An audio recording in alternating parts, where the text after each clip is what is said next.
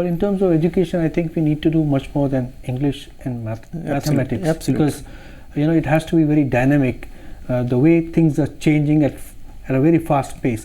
Now, I'd like to ask you, what, according to you, are the issues which Indian Muslim community needs to address or prioritize? For not what I think, as I said, that I'm a researcher, so obviously my opinion is not at all important. What I have found in my research is something which is very significant, and I can certainly think of at least 3 or 4 issues. First is that, there is something called the awareness of economic situation. There is an inclination for upward mobility, and economic backwardness is realized as one of the main factors that is actually creating problems for upward mobility. So I think the aspiration of Muslim communities are very important with regard to economic insecurities, and we have found that in our survey. One. Second thing that is also very crucial is with regard to poverty. Muslims are mainly poor.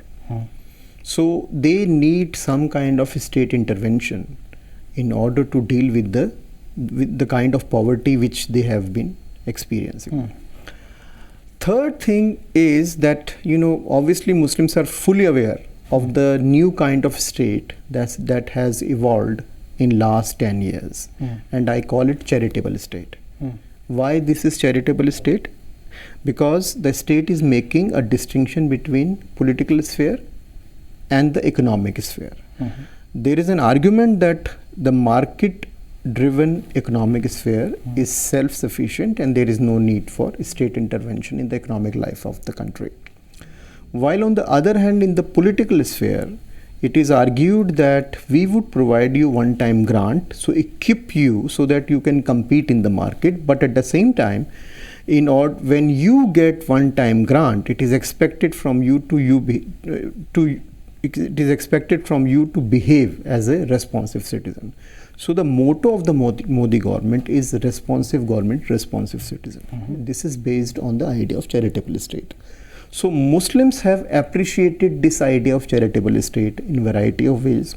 We have also found that the government schemes, the welfare schemes which are provided by state governments as well as the central government have reached out to Muslims. Muslims did get benefit out of these. So it is true that they recognize that obviously these are important things. Do you think that's a good model? This is actually this model is working well, but there is an expectation which goes beyond this model. And that model, let me just tell you that, and then because on the one hand, this model is functioning well because it is based on the idea that you have to provide some kind of a capacity building to Muslims so that they can compete in the market economy. But at the same time, state intervention, Muslims are concerned, Muslim and all marginalized group in the country, they are equally concerned about economic disparity. The distance between rich and poor is increasing. They are very much concerned about it, and it is expected for the state to intervene in the economic sphere and regulate market.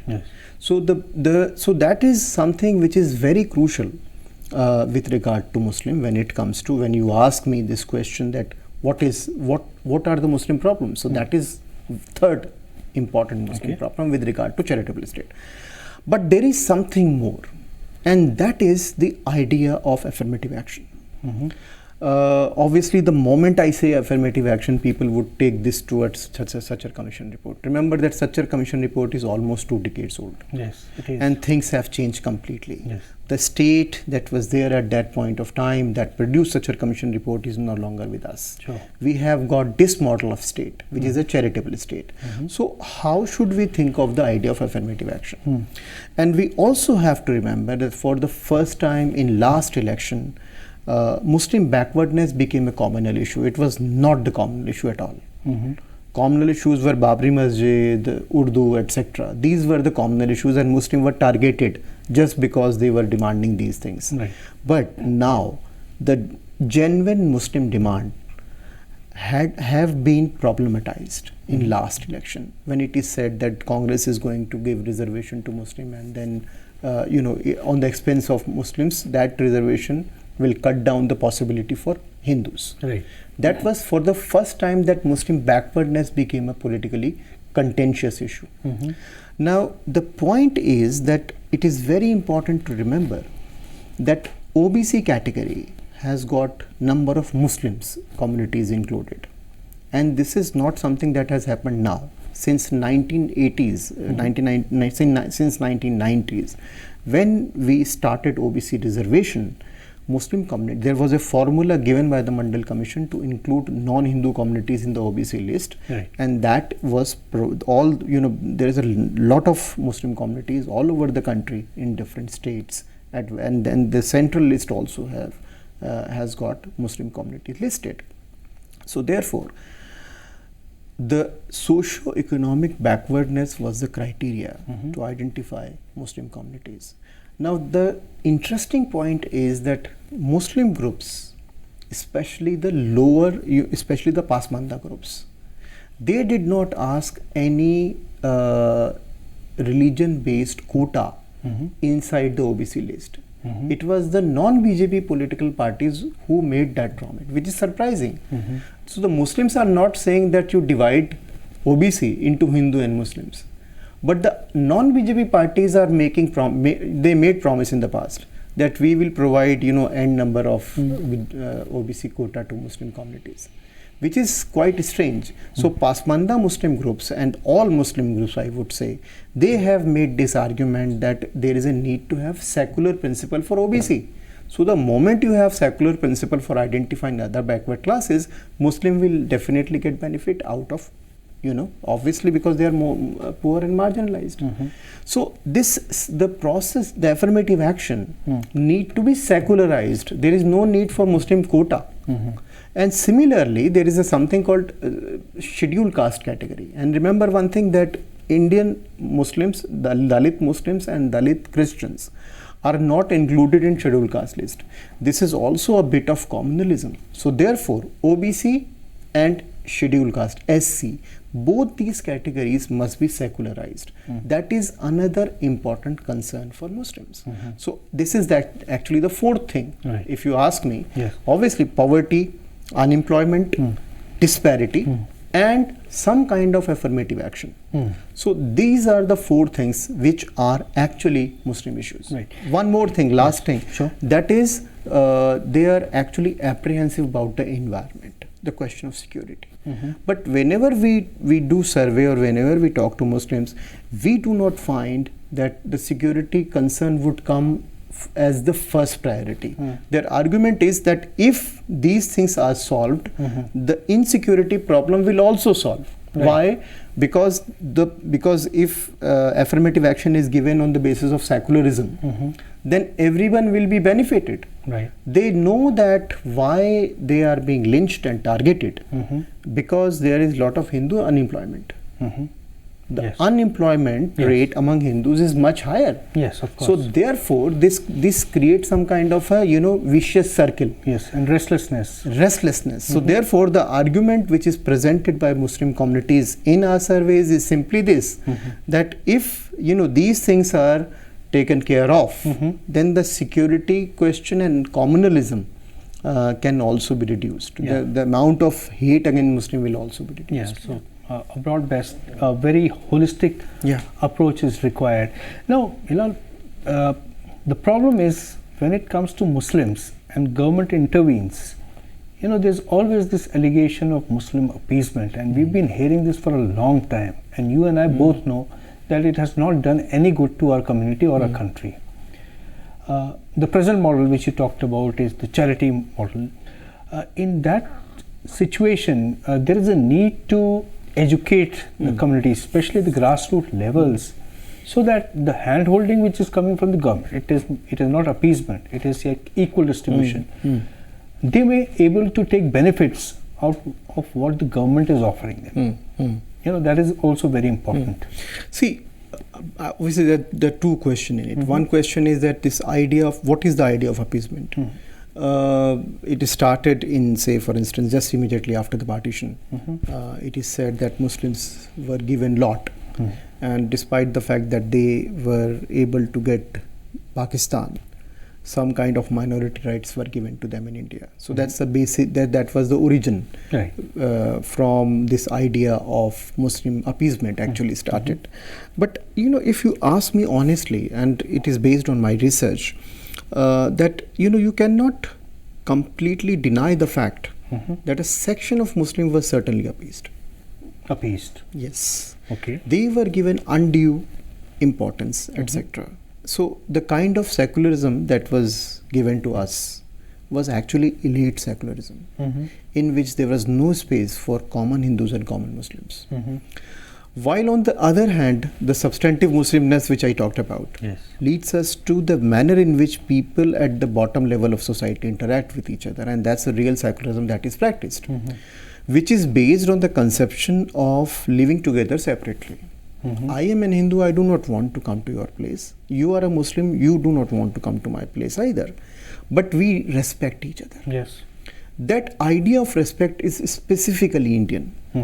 And that is something that constitutes the India-specific secularism, which is very much needed at the moment. So this whole debate of appeasement, which is very surprising, that as I said, that it has got its own historical origin. Why it became so popular? Because if you ask me, there are two portrayal of Muslim identity.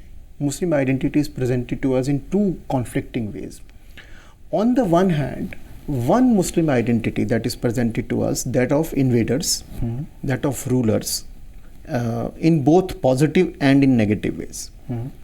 This imagination is given to us that you and I, we all belong to royal Muslim caste, which is absolutely wrong. Yes. They were obviously the rulers, and these were the rulers. They were ruling in a space that is called India, with the help of variety of other communities. So to say that it was a Muslim rule is absolutely wrong. Yes. One. Second is, there is an equally opposite and completely different representation of Muslim identity. It is called that they are so poor, they are marginalized, they are backward, etc. So on the one hand, you have got this imagination of royal Muslim caste, and on the other hand, you have got this imagination of poor and marginalized Muslims living in slums and ghettos. So what is important is that Hindu rightist forces, they used both of these representation of Muslims very creatively. So whenever they have to show Hindu marginalization or victimhood, they would raise the question of invaders. Muslims are invader. And whenever they have to say that despite the Muslims are eating up your share in the development, they would say population. So they were using both the available representation which were given to that. And I think Gandhi was the only person who recognized this. Okay. Gandhi said that Muslims should give up that imagination that is given to them, that they belong to a ruling class. No, they were never a ruling class in this country. Common Muslims were like common Hindus. Yes. So we do not have substantive data to make this point that Muslims were poor and marginalized during the time when Muslims were the rulers. But if you look at the available historical records, you find that most of the Muslims were poor like other communities. So therefore, Muslim poverty, when such a commission says that Muslims are, they are worse than Dalits, I did not buy that argument, because historically Muslims have always been poor and marginalized. There was some section of Muslims, they were actually Dalits. So say that they are worse than Dalit is wrong, because many of them were Dalits. So therefore, the point is that this whole idea of appeasement must be addressed in a nuanced way. It is not as if that, this is appeasement and this should not be done. And the second part of your question is very important for me.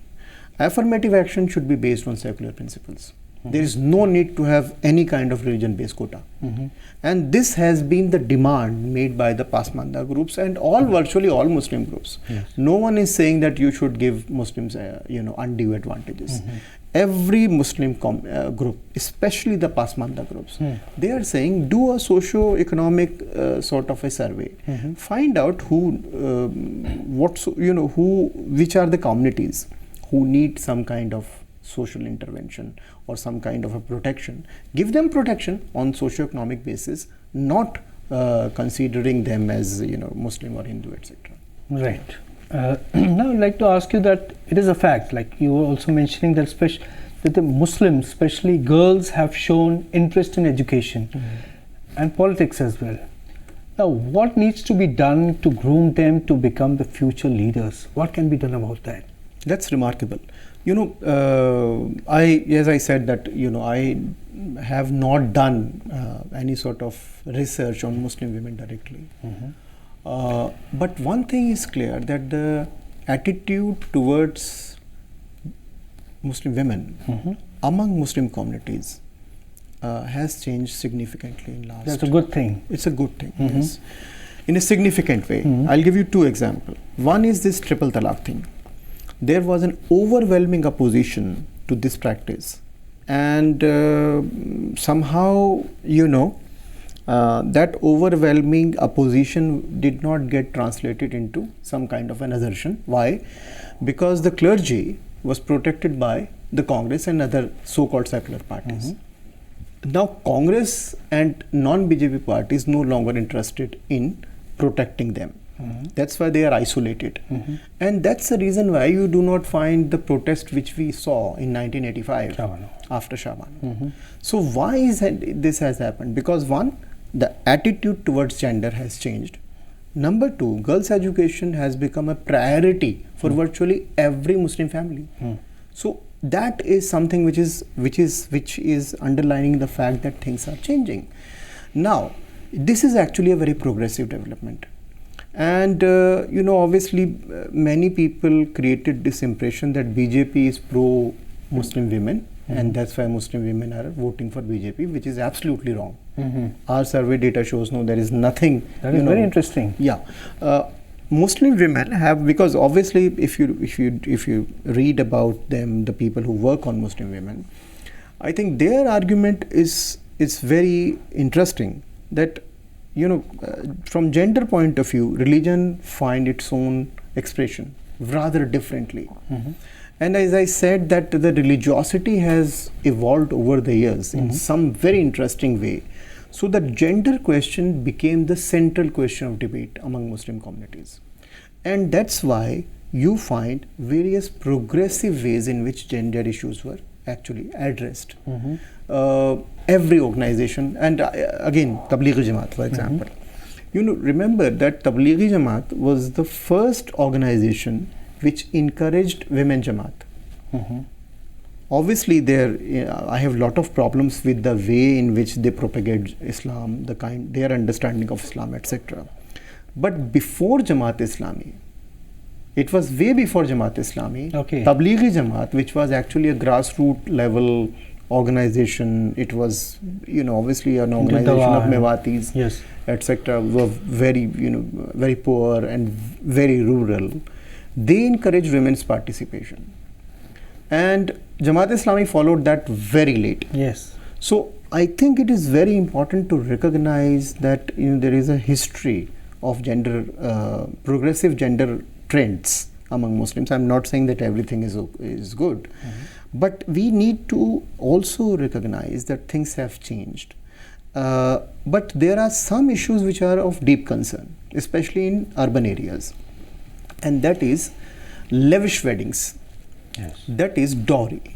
Now, no Muslim leader, or obviously Muslim clergy is almost silent on this question. On the one hand, girls' education and everything are happening very well, but there is a serious need among Muslims. It's a big problem. It's a very big problem. There is serious need to address these issues. Otherwise, there would be a total, I would say, collapse of the social system. Because now the things which have changed created interesting imbalances. The imbalance is that girls are highly, I know at least 20 girls, my students, they are very well, they were very bright, they did their education well, they have got job, they are now settled almost. But the boys' education is not up to the mark, especially in urban areas. So therefore it is very difficult for them to find Muslim boys. It has become an important issue, one. Second is there is no discussion on social evils like dowry, etc. Dowry has become a big issue. Lavishness of marriage ceremonies is also an important issue. So these are also gender issues which need to be tackled systematically. So therefore the idea of social reform is very much needed in virtually every society and especially among Muslims. Right. Hilal, I've read your books. Siyasi Muslims is a remarkable book and I really enjoy reading it because you put things in perspective. Now we are looking forward to your next book, which is A Brief History of the Present, Muslims in New India. And as the title goes, I think you will in this book bring out the future course of action for Muslims and how they should look at their future. Please tell us about your new book. When is it going to be released? Yeah. And what is the gist? This book is now in the market. It's available. The launch is going to happen on 29th of this month. Sure. So as the title suggests, that a brief history of the present. The idea is to theorize what is happening in India and what is the present. So the present is that what has happened, because Siyasi Muslim stops in 2019. So it's a story from 2019 to 2024. It's very, very contemporary, number one. Number two, that I have tried to look at the idea of New India, not as a slogan, but as a policy discourse. Because all these things, India's mother of democracy, Amritkal, idea of New India, these are not jumlas. These are not political slogans. Absolutely. These are very much policy-oriented questions. Yes, and it's a reality. Yes, it's a reality. And I have tried to look at the implication of these issues and try to look at the reception part of these things while looking at different surveys which we have conducted from 2019 to 2024. So that's one thing about the book.